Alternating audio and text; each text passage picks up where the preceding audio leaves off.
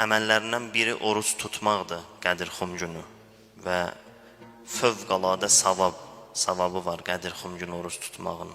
Yazırlar hədislərimizdə ki, 60 ilin günahlarının kəffarəsinə bərabərdir. Buyurur, Qədirxum günü tutulan orucun savabı 100 həcc və 100 ümrə ziyarətinin savabına bərabərdir. Ondan sonra ehsan vermək, Qədirxum günü ehsan vermək əməllərində qeyd olunub. Qədirxumun əməllərində. Çalışaq, az məbləğdə də olsa, balaca məbləğdə də olsa ehsan verək.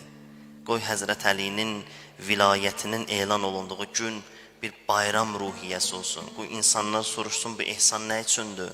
Deyəsən, bugün Qədirxum bayramıdır. Qoy Əlinin bayramını qeyd eləyənlər çoxalsınlar. Və bir əməli də deyirlər, sədəqə verməkdir. Qədirxum günü sədəqə vermək çox fəziləti var. Yəni, niyə fəziləti var? Əlaqəsi var Həzrət Əli ilə.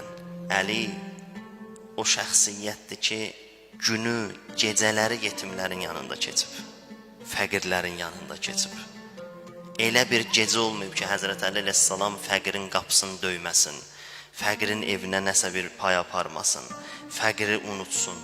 Ona görə Əlinin bayramında gərək sədəqə verəsən. Bir əməllərindən də bir silə-i rəhimdir.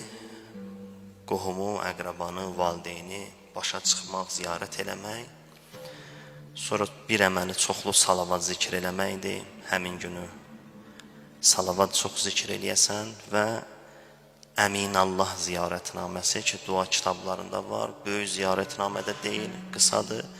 Əmin Allah ziyarətnaməsini oxumaq Qədirxum gününün əməllərindəndir. Allah bizi bu günün feyzindən, bərəkətindən binəsib eləməsin inşallah.